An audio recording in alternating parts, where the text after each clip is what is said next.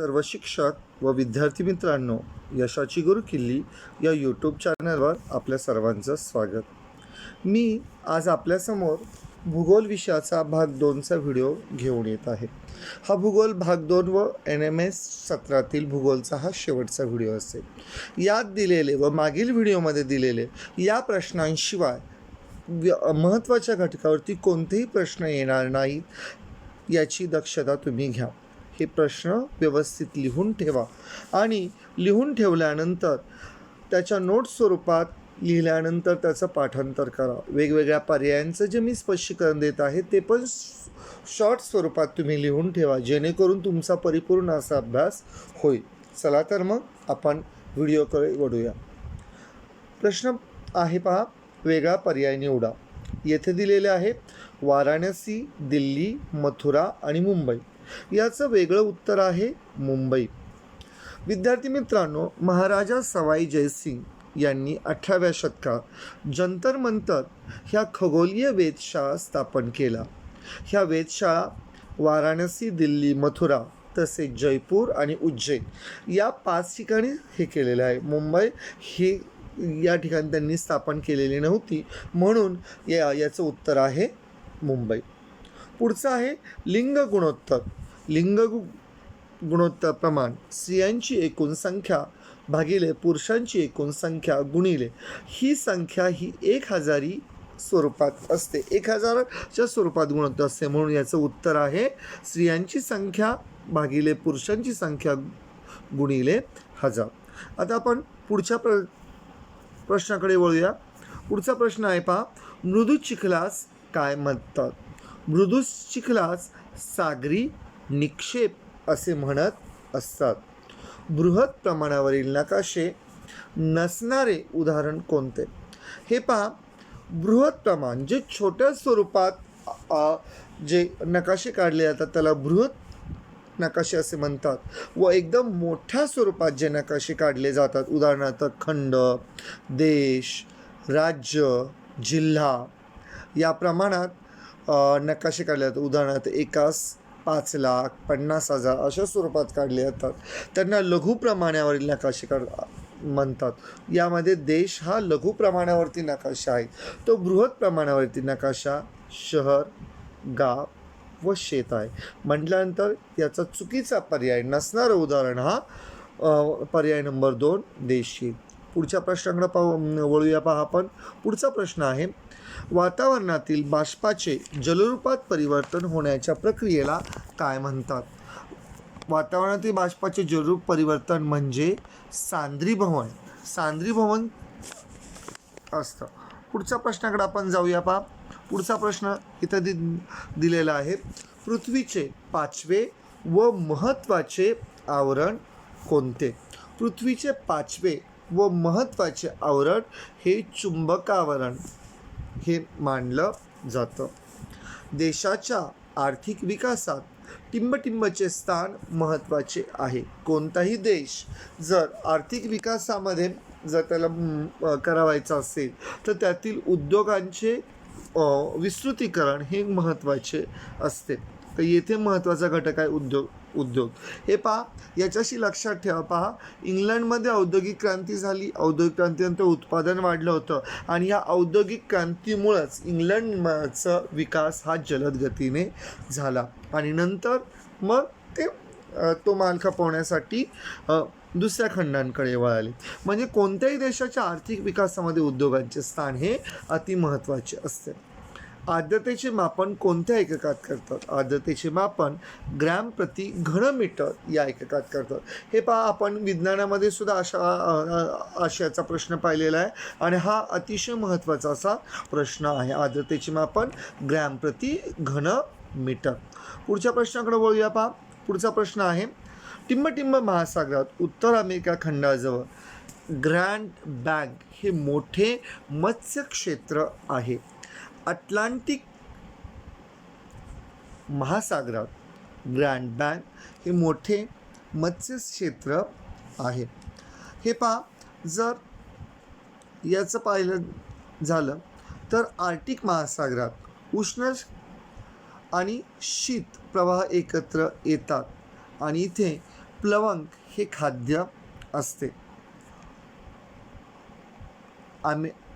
America Europe खंडातील डोगर bank येथे सुद्धा हे मत्स्यालय स्वरूपात आहे. ओके, ह्या दोन्ही संकल्पना नीट लक्षात ठेवणं गरजेचं आहे. कोणता दिवस हा शरद संपात असतो? 23 सप्टेंबर हा दिवस शरद संपात म्हणून ओळखला जातो. पुढचा प्रश्न, आपणास 4 पर्याय दिलेले आहे आणि असत्य विधान आपणास ओळखावायचे आहे. पहा, ग्रामीण भागातील लोकसंख्या विरळ असते. हे बरोबर आहे. ग्रामीण भागामध्ये खूप छोट्या छोट्या वस्त्या असतात आणि त्या दूरदूरवर पसरल्या असतात. विरळ स्वरूपाची लोकसंख्या असते. नागरी भागात लोकसंख्या वितरण दाट असते. छोट्या छोट्या भागामध्ये अतिशय कमी परिसरामध्ये जास्त लोकसंख्या इथे गणली जाते. पर्याय नंबर 3 आहे, नागरी भागात जमीन अमर्याद असते. हा पर्याय चूक आहे. खूप कमी प्रमाणात जमीन असते व कमी जमिनीमध्ये लोकसंख्या जास्त असते, म्हणून हा पर्याय चुकलेला आहे. व ग्रामीण भागात निवासी क्षेत्र विस्ताराने कमी असते. हा पर्याय बरोबर आहे. म्हटल्यानंतर इथं असत्य विधान आपणास विचारलेले आहे. तर असत्य विधान हे पर्याय नंबर 3 येईल. नागरी भागात जमीन अमर्याद असते. छगोजचे पठार टिंबटिंब महासागरात आहे. छगोजचे पठार हे हिंदी महासागरात आहे. सागरी उंचवट्याने चे माथे आणि सपाट आणि विस्तृत अशा स्वरूपाचे हे छगोजचे पठार आहे आणि ते पठार हिंदी महासागरात आहे. पुढच्या प्रश्नाकडे वळूया आपण. पहा, पुढचा प्रश्न आहे, सूर्य एखाद्या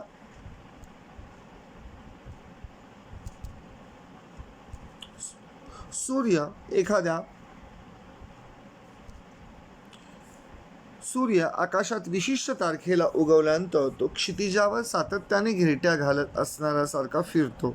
हे ठिकाण कोणते? तर हे ठिकाण असतं ध्रुववृत्तावरती.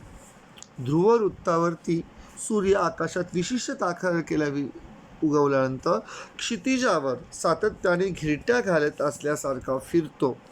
ते आहे ध्रुववृत्त. पुढच्या प्रश्नामध्ये पहा, आपणास एक आकृती दिलेली आहे आणि इथे अ ठिकाण दिलेले आहे व हे अ ठिकाण कोणते आहे? विद्यार्थी मित्रांनो, हे अ ठिकाण ही मिर्झापूर म्हणजे जो पर्याय नंबर 3 आहे, या मिर्झापूरचे आहे. हे ठिकाण म्हणजे आपली भारताची जी प्रमाणवेळ मानली जाते, या ठिकाणावरतूनच गणली जाते. पुढचा प्रश्न आहे पहा, टिंबटिंब असलेल्या मालमत्तेची नोंद मिळकत पत्रात केलेली जाते. बिगर शेतजमीन या मालमत्तेची नोंद मिळकत पत्रिकेमध्ये केलेली असते. पुढच्या प्रश्नाकडे वळूया. पुढचा प्रश्न आहे, लाव्हारस थंड झाल्यापासून त्यापासून कोणता खडक तयार होतो? लाव्हारस थंड झाल्यावर अग्निजन्य खडक पर्याय नंबर 1 आहे, तो तयार होत असतो. पुढचा प्रश्न, आपला चुकीचं विधान शोधायचं आहे. पहिला आहे पहा, विषुवतीय प्रदेशात निरपेक्ष आर्द्रता जास्त असते.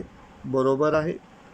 ध्रुवाकडे निरपेक्ष आर्द्रता कमी कमी होत जाते. उष्णतेकडून जसं जसं थंड प्रदेशाकडे जावं निरपेक्ष आर्द्रता ही कमी कमी होत जाते. हे पण बरोबर आहे. पुढचं आहे, पृथ्वीवर ऋतुमानानुसार निरपेक्ष आर्द्रतेचा फरक पडतो. हे पण बरोबर आहे. उदाहरणार्थ जे उन्हाळा असतो, उन्हाळ्यात निरपेक्ष आर्द्रता जास्त असते, तर हिवाळ्यामध्ये निरपेक्ष आर्द्रता ही कमी असते. आणि शेवटचं आहे, सागरी भागात निरपेक्ष आर्द्रतेचे प्रमाण कमी असते. निरपेक्ष आर्द्रतेचे प्रमाण हे कमी नसतं, तर ते असतं जास्त. जमीन, पाणी, ऋतू हे आर्द्रतेवरती परिणाम करत असतात. कधी कधी हा प्रश्न वेगळ्या पद्धतीने विचारू शकतात, म्हणून लक्षात ठेवायचं, जमीन, पाणी आणि ऋतू ह्या आर्द्रतेवरती परिणाम करत असतात. पुढच्या प्रश्नाकडे वळूया आपण. पुढचा प्रश्न आहे पहा, नकाशावर प्रमाण लिहित असताना टिंबटिंब बाजू ही नकाशावरील अंतर दर्शवते.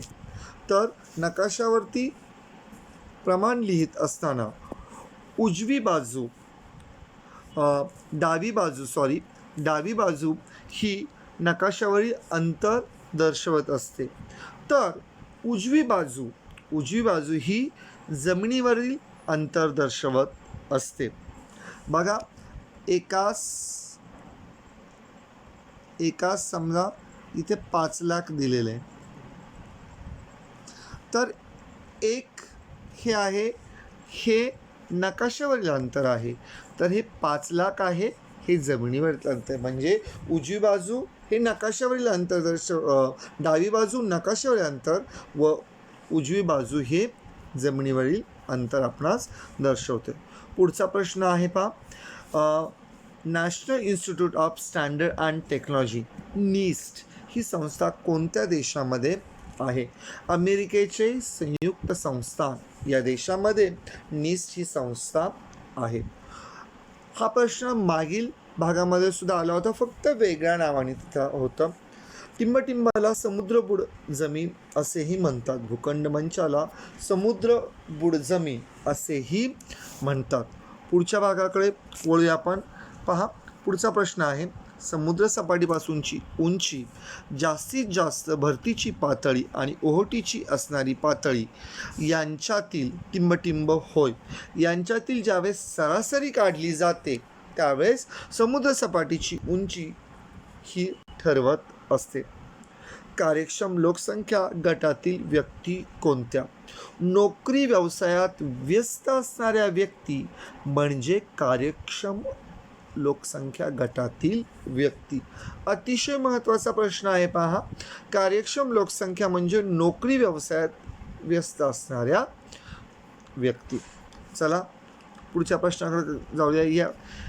या प्रश्नामुळे आपणास विसंगत पर्याय निवडायचा आहे.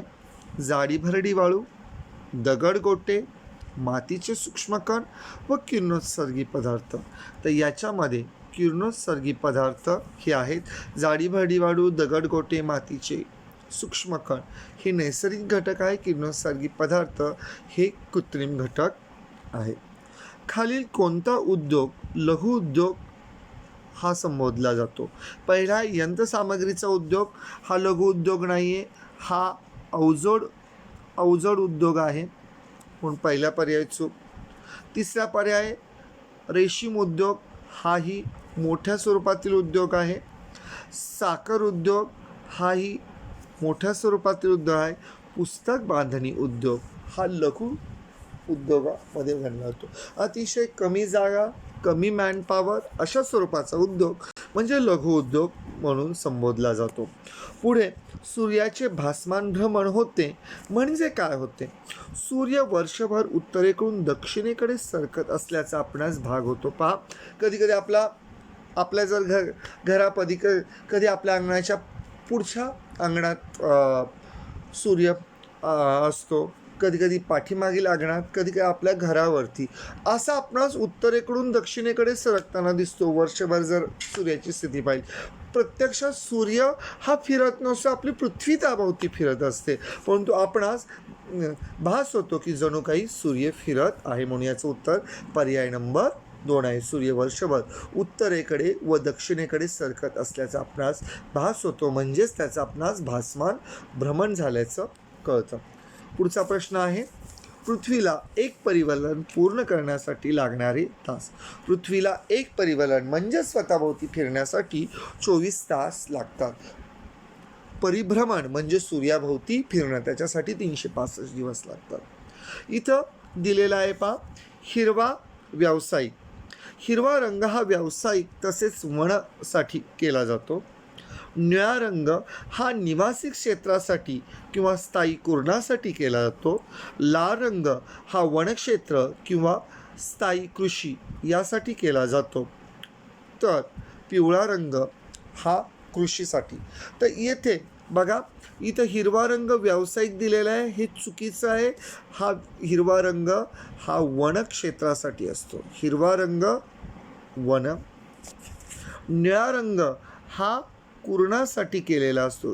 हिरवा रंग कुरण. लाल क्षेत्र ही स्थायी कृषी क्षेत्रासाठी केला जातो. तर पिवळा रंग हा कृषीसाठी, इथं ही स्थायी कृषी आहे बघा. लाल रंग हा स्थायी कृषी आणि पिवळा रंग हा कृषी, म्हणजे बरोबर हा कृषी, पिवळा रंग कृषीसाठी हे बरोबर आहे. म्हणजे चुकीची ही सगळी होती. हिरवा रंग वनासाठी, निळा रंग कुरणासाठी, लाल रंग हा स्थायी कृषीसाठी आणि पिवळा रंग हा कृषीसाठी, हे बरोबर आहे. म्हणून याचं उत्तर आहे पर्याय नंबर 4. येथे या आकृतीत हा अ भाग दाखवलेला आहे आणि हा अ भाग म्हणजे काय हे विचारलेलं आहे. अ भाग हा आहे अंतर्गाभा. पुढच्या प्रश्नाकडे आपण वळूया. पहा, पुढचा प्रश्न इथं दिसतोय. ग्रामीण जमिनीच्या उपाययोजनेचे वर्गीकरणात समाविष्ट नसलेला घटक व्यावसायिक क्षेत्र. ग्रामीण जमिनीचे जर वर्गीकरण आपणास जर करावायचे झाले तर पडीक जमीन, गायरान, वनजमीन यांचा आढावा घेतला जातो. व्यावसायिक क्षेत्र ग्रामीण जमिनीमध्ये मोडलं जात नाही. पुढचा प्रश्न आहे पहा. भारतामध्ये सर्वेक्षणासाठी टिंबटिंब येथील समुद्रसपाटीची सरासरी उंची 0 मानली जाते. चेन्नई, पूर्वीचं मद्रास या ठिकाणची उंची, समुद्रसपाटीची सरासरी उंची ही 0 मानली जाते व त्यावर त्या आधारित सर्व भागांची उंची, समुद्रसपाटीपासूनची उंची ही निश्चित केलेली आहे. पुढचा प्रश्न आहे.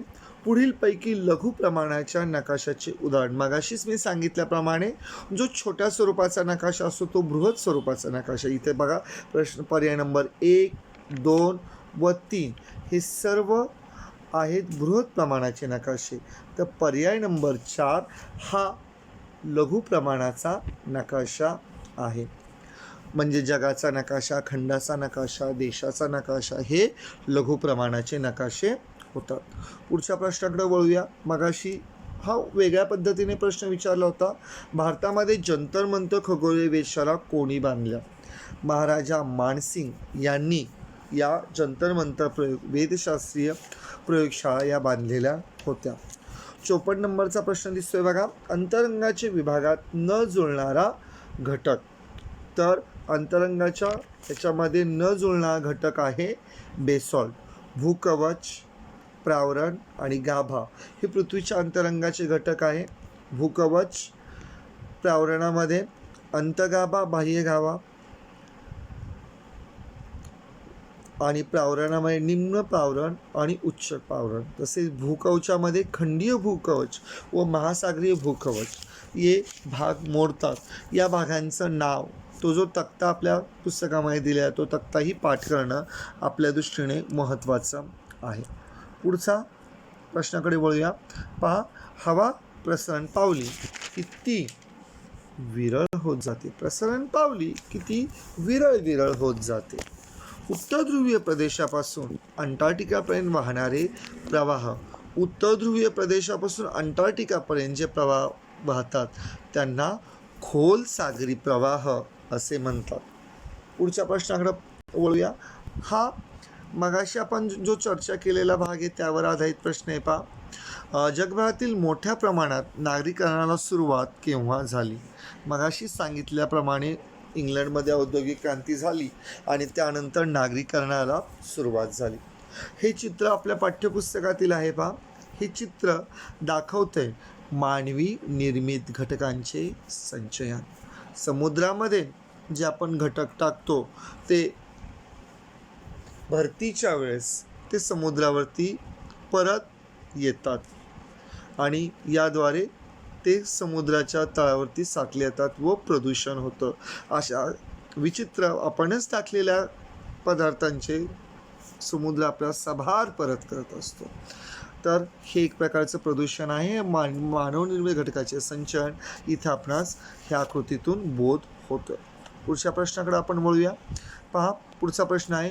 मानवी विकास निर्देशांक ठरवताना कोणत्या जाणाऱ्या निकषाशी निगडीत नसणारा घटक कोणता आहे?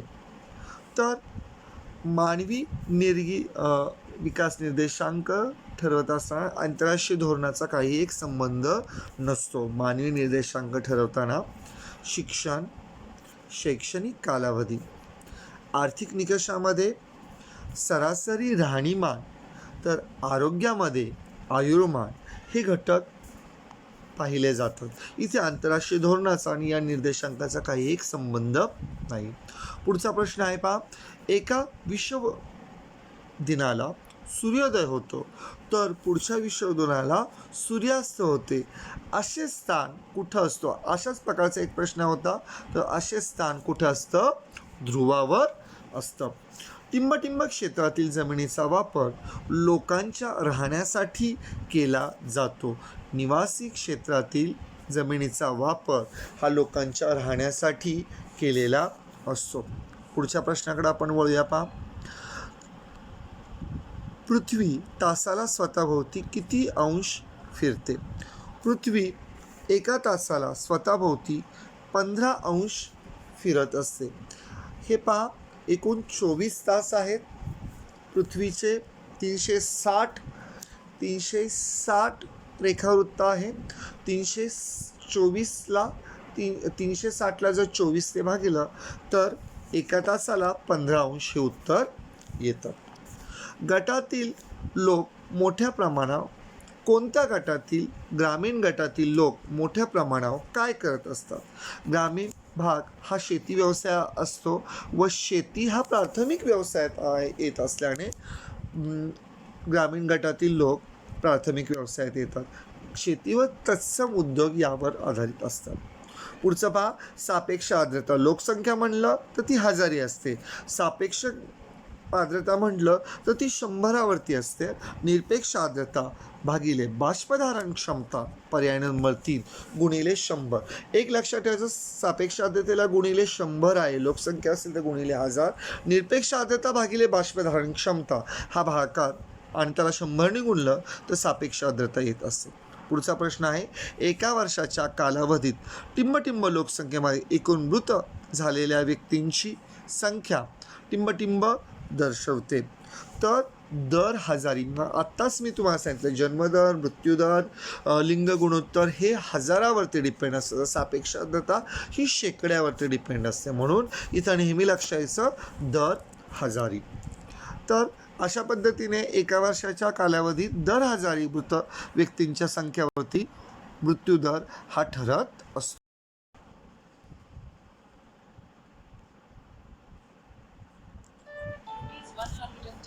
पुढच्या प्रश्नाकडे वळूया पहा आपण.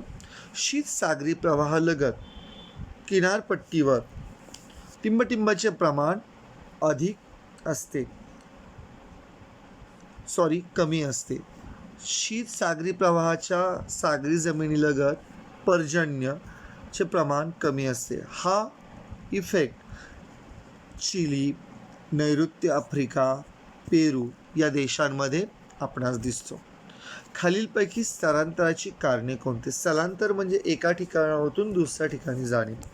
विवाह, पर्यटन, व्यवसाय, नैसर्गिक आपत्ती आणि शिक्षण आणि युद्ध हे स्थलांतराचे घटक आहे. अपंगत्व व बदली हे स्थलांतराची कारणं नाही. म्हणजे पहा, शिक्षण, युद्ध, विवाह, पर्यटन, व्यवसाय व नैसर्गिक आपत्ती ही स्थलांतराची कारणे आहे. यातील अ आणि जो ड दिलेला आहे तो बरोबर आहे. इथे ब पण आहे, बदली सुद्धा झाल्यानंतर होतं. म्हणजे येथे पर्याय नंबर क ड अ हे सर्व म्हणजे पर्याय नंबर जो 3 आहे क ड अ हे बरोबर येतील. म्हणजे पहा, शिक्षण, बदली, युद्ध, विवाह, पर्यटन, व्यवसाय व नैसर्गिक आपत्ती ही स्थलांतराची कारणे आहे. अपंगत्व हे कारण नाही. पुढचा प्रश्न आहे पहा, मगाशी झालेल्या प्रश्नाचाच हा रिपीट आहे, फक्त वेगळ्या पद्धतीने. प्रत्येकी टिंबटिंब अंश अंतरावरील रेखावृत्त स्थानिक वेळेत 4 मिनिटांचा फरक पडतो. तर इथे 1 अंश हे आहे. 1 अंश प्रत्येकी 1 अंश अंतरावरती 4 मिनिटाचा फरक असतो. एकूण 360 आहेत. एकूण 24 तासात पृथ्वी फिरत असते. पुढं दिलेली आहे पहा, जे क हा भाग दाखवलेला आहे, हा क भाग काय आहे? क भागावरती आहे मध्यान्ह या भागावरती आहे. इथं सूर्योदय कुठं होतो आहे, सूर्यास्त कुठं आहे, मध्यरात्र कुठं आहे, हे ह्या आकृतीमध्ये आपल्या पुस्तकामध्ये दिलेलं आहे. ही आकृती व्यवस्थित, मी इथं स्टार करतोय पहा, ही आकृती व्यवस्थित पहा आणि या आकृतीत सूर्योदय कुठे आहे, मध्यरात्र कुठे आहे, सूर्यास्त कुठे आहे, या सर्व बाबी तुम्ही व्यवस्थित पाहून ठेवा. अतिशय महत्त्वाची अशी आकृती आहे. पुढच्या याच्यामध्ये पहा, आपणास इथे एक आकृती दिलेली आहे आणि हे काय दर्शवतं. जर ही आकृती आपणास सागरी प्रवाह दर्शवते. मानवी सागर तळरचनेचा कोणता भाग प्रामुख्याने वापरला जातो? भूखंड मंच हा भाग प्रामुख्याने वापरला जातो. येथे मासेमारी मोठ्या प्रमाणात होते. पुढचा प्रश्न आहे पहा, ज्वालामुखीचा उद्रेकातून बाहेर पडणाऱ्या पदार्थाशी विसंगत घटक. ज्वालामुखीच्या उद्रेकातून वाफ बाहेर पडते, लाव्हारस बाहेर पडतो, वायू बाहेर पडतात, प्राण्यांचे अवशेष बाहेर पडले जात नाहीत. अतिशय जे मृदू कवच असतं त्याच्यातून हा लाव्हारस हा बाहेर पडत असतो, प्राण्यांचे अवशेष हे पडत नसतात. पुढचा प्रश्न आहे, वातावरणातील बाष्पाचे जलरूपात परिवर्तन होण्याच्या क्रियेला आपण सांद्रीभवन असे म्हणत असतो. पुढच्या प्रश्नाकडे जाऊया पहा. पुढचा प्रश्न आहे, महाराष्ट्र राज्य औद्योगिक विकास मंडळाची स्थापना कोणी केली? प्रश्नातच आहे, महाराष्ट्र शासनाने महाराष्ट्र राज्य औद्योगिक विकास महामंडळाची स्थापना केली. ही स्थापना 1 ऑगस्ट 1962 स्वरूपात केलेली आहे आणि याला शॉर्ट फॉर्म MIDC असंही आपण म्हणतो. पुढचा भाग आहे पहा, आपणास विसंगत हे शोधायचं आहे. स्टेप्स, पंपास, डाऊन्स आणि कॅलोराडो. स्टेप, पंपास आणि डाऊन्स हे गवताळ प्रदेश आहे, तर कॅलोराडो हा सागरी प्रवाह आहे. नियोजित शहर नसणारा पर्याय. नियोजित शहर म्हणजे ज्याचं अतिशय वास्तुशास्त्रीय दृष्ट्या जो बसवलेला आहे, व्यवस्थित वाहतूक सुविधा, व्यवस्थित सामाजिक सुविधा, व्यवस्थित क्रीडांगणाच्या सुविधा, प्रदूषणाचा विचार जिथे केला जातो त्याला नियोजित शहर म्हटलं जातं. तर याच्यामध्ये पुणे हे नियोजित शहर नाही, तर ब्राझिलिया, वॉशिंग्टन DC ही विदेशी शहरं, तसेच आपल्या भारतातलं चंदीगड आणि भुवनेश्वर ही नियोजित शहरं आहे, तर पुणे हे नियोजित शहर नाही. एक लक्षात ठेवा, चंदीगड व भुवनेश्वर हे पाठ करणं गरजेचं आहे. ते आपल्याला कदाचित त्या स्वरूपाचाही प्रश्न इथे विचारू शकतात. नियोजित शहर भारतातील तर चंदीगड आणि भुवनेश्वर. पुढचा प्रश्न आहे पहा, उद्योगांचे स्वरूपानुसार वर्गीकरण केल्यास विसंगत घटक कोणता? लघु उद्योग, मध्यम उद्योग व अवजड उद्योग हे प्रकार पडतात. कुटीर उद्योग हा प्रकार पडत नाही, म्हणून पर्याय नंबर 1 विसंगत घटक आपणास केलेला आहे, म्हणून पर्याय नंबर 1. पुढचा प्रश्न आहे पहा, भूखंड प्रामुख्याने सिलिका व टिंबटिंब या मूलद्रव्यांनी बनलेले असते. भूखंड हे सिलिका आणि ॲल्युमिनियम या घटकांनी बनलेले असते. सिलिका म्हणून त्याला म्हणतात सियाल, आणि जे महासागरीय बनतो तो सायमा असतो, ते असतं सिलिका आणि मॅग्नेशियम. म्हणजे भूखंड म्हटलं तर सियाल लक्षात ठेवायचं, SI + AL, आणि महासागर म्हणलं तर Saima SI + Mg. Mg means magnesium आणि इथं SI म्हणजे सिलिका होतो. पुढच्या प्रश्नाकडं बोलूया. टिंबटिंब हे वैश्विक प्रमाण आहे, तर येथे अंक प्रमाण हे वैश्विक प्रमाण मानलं जातं. पुढं दिलेलं आहे पहा, ढगावरती बऱ्याच भागावरती प्रश्न विचारले आहे, म्हणून ढगाचा जो तक्ता आहे तो व्यवस्थित करून ठेवा बाळांनो. सिरस या ढगाचे खालीपैकी वैशिष्ट्य काय? सिरस हा ढग हिमस्फटिक ढग असतो. इथं जे वेगळे पर्याय त्यांचं लक्षात ठेवा पहा. गरजणारे ढग म्हणजे क्युम्युलोनिंबस, लक्षात ठेवा, गरज नाही ढग, क्युम्युलोनिंबस. तरंगणारे ढग अल्ट्रोस्टेटस. रिमझिम पाऊस निम्बोस्टेटस. आपल्या इथं प्रश्न विचारलेला आहे सिरस. सिरस म्हणजे हिमस्फटिक ढग. हे वैशिष्ट्य सगळ्यांनी व्यवस्थित नोट डाऊन करून ठेवा. पुढच्या प्रश्नाकडे वळूया आपण. भारतामध्ये सर्वेक्षणासाठी कोणत्या शहराची समुद्र सपाटीपासून सरासरी उंची 0 मानली जाते? मगाशीच आपण पाहिलेलं आहे. तर ही आहे चेन्नई. चेन्नई म्हणजेच मद्रास. जागतिक प्रमाणवेळेनुसार भारताची सकाळी 8 वाजले असतील तर ग्रीनिश शहरात किती वाजले असतील? पहा, ग्रीनिश शहर व भारत यामध्ये 5.5 तासाचं अंतर असतं. आपण 5.5 तास पुढं आहोत. आपल्या इथं 8 वाजले सकाळचे म्हटल्यानंतर तिथे ही रात्र असणारे 5:30 वाजता. म्हणजे जर 12 नंतर आपण सकाळ संबोधतो तर तिथे 8 वजा 5 होतात 3 आणि त्याच्यातून 5:30 म्हटल्यानंतर 30 गेले. म्हणजे तिथे आहे सकाळचे 2:30. जर आपल्याकडे 8 वाजले असतील तर पाठीमागं जायचे आपण 5.5 तास म्हटल्यानंतर ते येतात 2:30. चला पुढच्या प्रश्नाकडे वळूया. खालीलपैकी पृथ्वीच्या अंतरंगाची कोणत्या विभागाची सरासरी जाडी 30 ते 35 किलोमीटर असते? तर ही आहे भूकवचाची जाडी. 30 ते 35 किलोमीटर ही भूकवचाची जाडी असते. सोमाली प्रवाह कोणत्या महासागरात आहे? सोमाली प्रवाह हा हिंदी महासागरात आहे. सोमाली प्रवाह हिंदी महासागर. व्यवस्थित नीट लक्षात ठेवायचं आहे. पुढचा भाग आहे पहा, खालीलपैकी विसंगत घटक कोणता? तर इथे प्राकृतिक घटक मृदा बरोबर आहे. प्राकृतिक घटक पाहिले तर स्थान, प्राकृतिक रचना, हवामान, मृदा आणि खनिज संपत्ती येतात.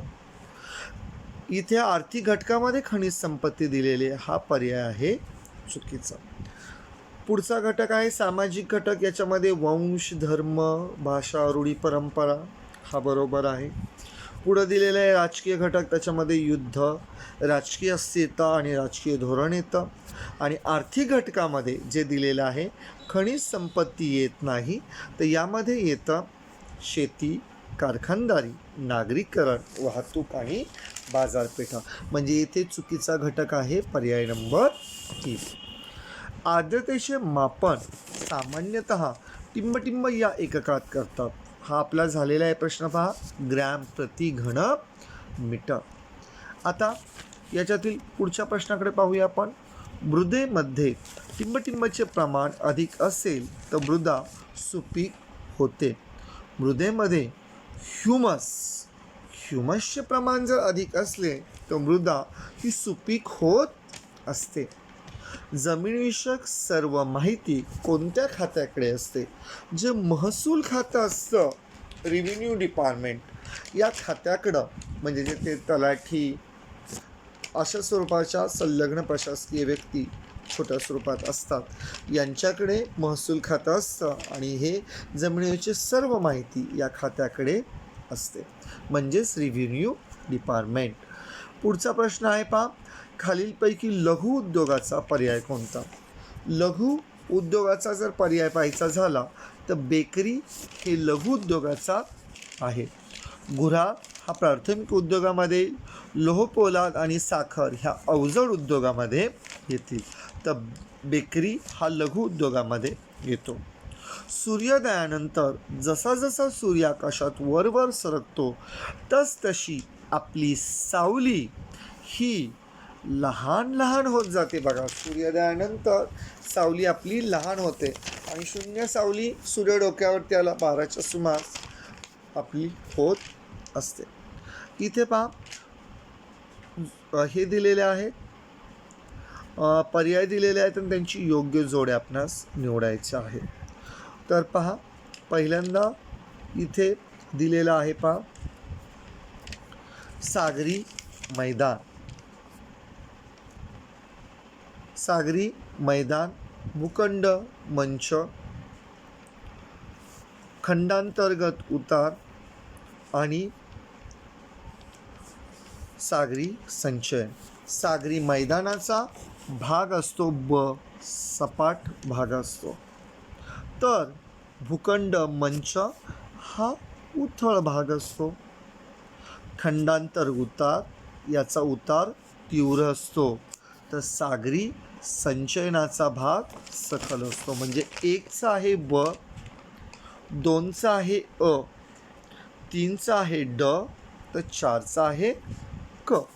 हा पर्याय आहे पर्याय नंबर 1. पहा विद्यार्थी मित्रांनो, तुम्ही जर प्रश्नपत्रिका जर पाहिल्या तर अशा पद्धतीचा प्रश्न हा येतच असतो जोड्याच्या स्वरूपात. गफलत करायची नाही, व्यवस्थित आधी जोड्या लावून घ्यायच्या आणि नंतर तो पर्याय कडेला साईडला लिहून घ्या. ब, अ, ड आणि क. आणि नंतर काय करा, त्याचा क्रम कुठं दिसतोय ते बघा. जो मला 1 नंबरला दिसला म्हणून मी काय केलं, 1 नंबरला खून केलं. एक गफलत करायची नाही. सिंपल प्रश्न असतो, पण आपण काय करतो, घाई गडबडीत पटकन पर्याय रंगून जातो आणि आपलं उत्तर चुकतं. इथे बघा, मगाशी ह्या प्रश्नपत्रिकेत हा आलेख आपण पाहिलेला आहे. येथे आपणास विचारलेलं आहे, बिहार राज्याचे लिंग गुणोत्तर सांगा. बिहार जर पाहिला तर याचं आपणास लिंग गुणोत्तर हे दिसते. पहा इथं बिहार आहे, हा 900पेक्षा जास्त आहे. 900पेक्षा इथे पहा बिहार दिसतोय आपणास, 900पेक्षा हे जास्त आहे. तर जर आपण पर्याय जर बघायचे झाले तर 900पेक्षा जास्त आणि जो महाराष्ट्र आहे तो 900पेक्षा जास्त आहे, परंतु बिहारपेक्षा जास्त आहे. सो मग तो 929 असेल. म्हटल्यानंतर पर्याय नंबर जो 4 आहे 918 हे उत्तर येईल. इथे व्यवस्थित सतत बुद्धीने विचार करावायचा आहे, कोणतं जास्त कोणतं कमी हे नीट पाहून नंतर उत्तर देण्याचा प्रयत्न करायचा. गफलत करावायची नाही. पुढचा प्रश्न आपणास दिसतोय पहा, हवेचा दाब टिंब या परिमाणात सांगतात. विज्ञानामध्ये झालेला आहे हा प्रश्न. मिलीबार या परिमाणात हवेचा दाब हे सांगत असतात. पुढच्या प्रश्नाकडे बोलूया. खालीलपैकी शीत प्रवाह कोणता? तर फ्रँकलँड प्रवाह हा शीत प्रवाह आहे. ब्राझील प्रवाह, विषुववृत्तीय प्रवाह आणि क्युरेशिया प्रवाह हे उष्ण प्रवाह आहे. तसेच शीत प्रवाह अजून आहेत लॅब्राडोर, पेरू, कॅलिफोर्निया हे शीत प्रवाह आहे. पुढचा प्रश्न आहे पहा, जास्त उंचीवरील ढगामुळे तंतुमय दिसणारा ढग कोणता? तर त्याचं उत्तर आहे सिरस. विद्यार्थी मित्रांनो, मगाशी मी तुम्हाला सांगितलं होतं जे ढगावरती प्रश्न आणि प्रवाहावरती प्रश्न हा डेफिनेटली एक प्रश्न यावर्षीही येणार आहे. ढगावरती आणि शीतप्रवाहावरती प्रवाहांवरती. म्हणून व्यवस्थित प्रवाह, त्यांचे प्रकार आणि ढगांचे प्रकार आणि प्रत्येकाची वैशिष्ट्य ही व्यवस्थित लक्षात ठेवा. पृथ्वीवरती 2 अंशात फिरण्यास पहा, इथं तुम्हाला फसवण्यासाठी इथं 2 अंश आपण पाठ केलेलं आहे. 1 अंश बरोबर 4. आपण गफलतीत पटकन उत्तर देऊन देणार 4. पण विद्यार्थी मित्रांनो, प्रश्न नीट वाचायचे. इथं दिलेले 2 अंश. 2 अंश म्हणजे 4 दुणे 8, म्हणजे इथं आहे 8. यावरती सुद्धा प्रश्न बऱ्यापैकी विचारला जाण्याची शक्यता आहे. परिवलन, परिभ्रमण व्यवस्थित त्यांचे अंश हे व्यवस्थित करून ठेवा. पुढचा आहे पहा, खंडीय कवच व महासागरीय कवच यांच्या घनतेमध्ये विलगता आहे हे टिंब या शास्त्रज्ञाने शोधून काढले. कॅनरॅड या शास्त्रज्ञाने शोधून काढले. पुढचा प्रश्न आहे पहा, जोडीचा. मागाशीच मी तुम्हाला सांगितलं जोड्याचा प्रश्न कसा करायचा. आधी पर्याय वाचायचे नाही, आधी आपण जोड्या जुळून घ्यायच्या. पहा इथे लू दिलेला आहे, सिमुक दिलेला आहे, चिनुक दिलेला आहे, मिस्ट्राल दिलेला आहे. गेल्या वर्षी हा 7वीवरती असलेला प्रश्न आहे. पहा 7वीवरती असलेल्या भागावरती हा प्रश्न आहे. हा वाऱ्यांविषयी प्रश्न आहे. पहा जे लू वारे आहेत ते लू वारे कसे आहेत, उष्ण आणि कोरडे. सिमुक वारे आहे उष्ण, कोरडे आणि ते विनाशकारी आहेत. मिस्ट्राल वारे आहेत मिस्ट्रॅलवाले आहेत ते थंड आणि कोरडे कोरडे आहेत. तर इथे नीट बघा, लू आहेत उष्ण आणि कोरडे, सिमुक आहे उष्ण कोरडे आणि विनाशकारी, चिनूक आहेत रॉकी पर्वताच्या पूर्व उतारावरतून ते वाहत असतात. तर जे मिस्ट्रॅल वारे आहेत ते थंड आणि कोरडे आहेत. म्हटल्यानंतर मी अशी खून करून घेतली. नंतर मी मगाशी तुम्हाला काय सांगितलं, कडेला लिहून घ्यायचं आपलं जे आलेले. पहिल्यांदा आलं ब, नंतर आलं क, नंतर आलं ड आणि शेवटीला आलं अ. असं लिहून घेतलं. ब क ड अ. ब क ड अचा पर्याय शोधायचा. तुम्हाला सापडला पहिला, तर आपलं उत्तर आलं पहिलं. खूप सोप्या जोड्या असतात या.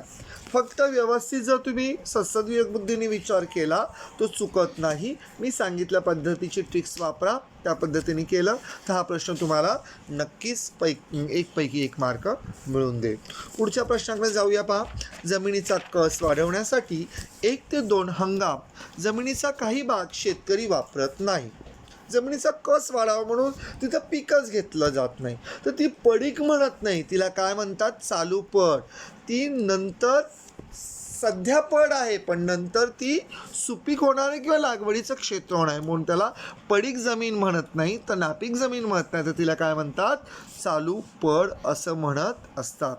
भूप्रश्नापासून 500 ते 6000 मीटर उंचीच्या दरम्यानचा उभा विस्तार असणारा ढग, तर हा आहे क्युम्युलस.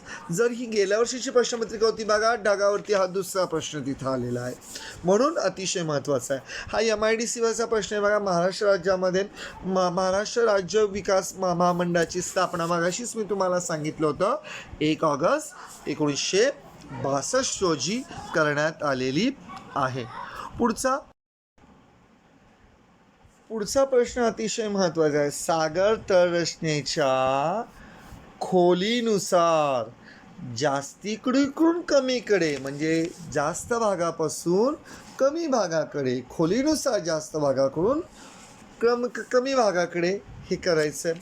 तर इथे जे सागरी तळरचना आहे, तर पान नंबर आपल्या पुस्तकाच्या 25चा जो हे आहे तो आपणास खूप महत्त्वाचा आहे. ते जी आकृती 4.2 आहे ती आकृती व्यवस्थित तुम्ही बघून ठेवा. तर ती आकृती जर आपण पाहिली तर त्याच्यामध्ये जर आपण पाहिलं तर खोलीनुसार सागरी गर्ता येते, त्याच्यावरती सागरी डोह येतो, नंतर पर्वतरांगा, नंतर सागरी मैदान, खंडांतर होतात, भूखंड उंच, किनारा आणि नंतर येतो खंड. म्हणजे आपल्याला खोलीनुसार जास्त खोली असते बघा. सागरी गर्तेनंतर येतं सागरी मैदान, नंतर खंडांतर गुत्ताळ, नंतर भूखंड मंच. म्हणजे इथे पर्याय नंबर 4 हा बरोबर असेल. पुढचा प्रश्न चंद्रग्रहणाच्या स्थितीवरचा आहे. पहा, चंद्रग्रहणाची स्थिती दाखवणारा पर्याय. तर चंद्रग्रहणाच्या स्थितीमध्ये सूर्य आणि चंद्र यांच्यामध्ये पृथ्वी असते, म्हणल्यानंतर पर्याय नंबर 1 हा बरोबर येईल. आपल्याला अयोग्य पर्याय इथं निवडायचा आहे. रेषा प्रमाण, भाषा प्रमाण, अंक प्रमाण, शब्द प्रमाण. इथे भाषा प्रमाण नसते, म्हणून पर्याय नंबर 2 हा चुकीचा पर्याय, बरोबर पर्याय आहे आणि हा अयोग्य पर्याय म्हणून गणला जातो. पुढचा प्रश्न आहे. पहा, कोणता प्रवाह सागरी पॅसिफिक महासागरात आहे. तर पॅसिफिक महासागरातील प्रवाह हा पेरू प्रवाह आहे. ब्राझील प्रवाह हा अटलांटिक महासागरात आहे. दक्षिण ध्रुवीय प्रवाह हा अटलांटिक महासागरात आहे. कॅनरी प्रवाह हा सुद्धा अटलांटिक महासागरात आहे. तर पेरू प्रवाह हा पॅसिफिक महासागरात आहे. मगाशी सांगितल्याप्रमाणे पुढचा प्रश्न पहा आपणास दिसतोय. भूखंड प्रामुख्याने टिंबटिंब मूलद्रव्यांनी बनलेले असते. भूखंड सिलिका आणि ॲल्युमिनियम, आणि महासागरीय विचारलं तर सायमा म्हणजे सिलिका आणि मॅग्नेशियम. चला पुढच्या प्रश्नाकडे वळूया आपण. मुख्य माहिती व तंत्रज्ञान केंद्र कोणत्या नावाने ओळखली जातात? आय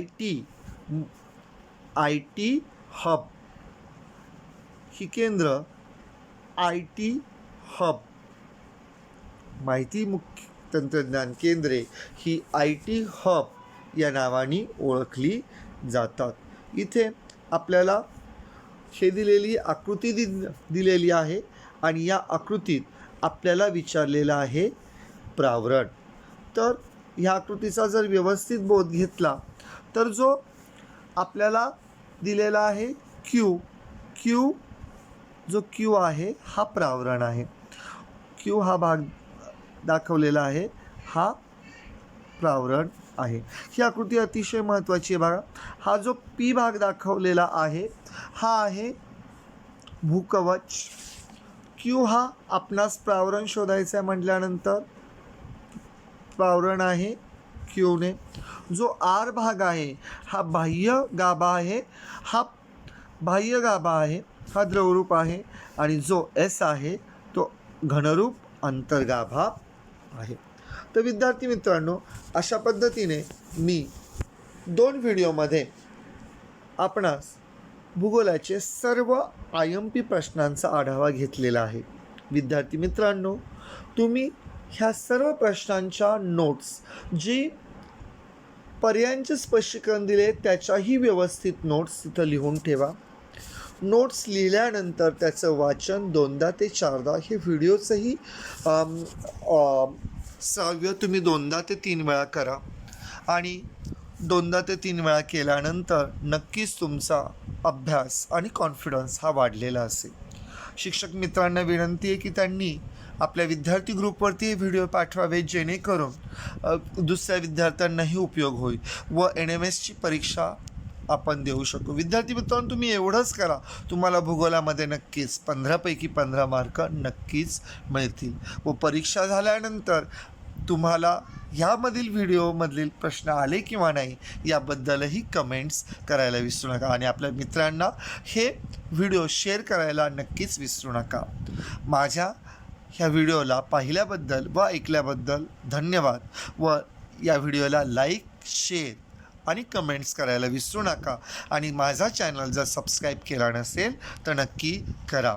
मी पुढच्या भागांमध्ये तुम्हाला मॅथचे व्हिडिओ मी घेऊन येणार आहे. महत्त्वाचे मॅथचे व्हिडिओ पाहण्यासाठी हा चॅनल सबस्क्राईब करायला विसरू नका. धन्यवाद विद्यार्थी व शिक्षक मित्रांनो.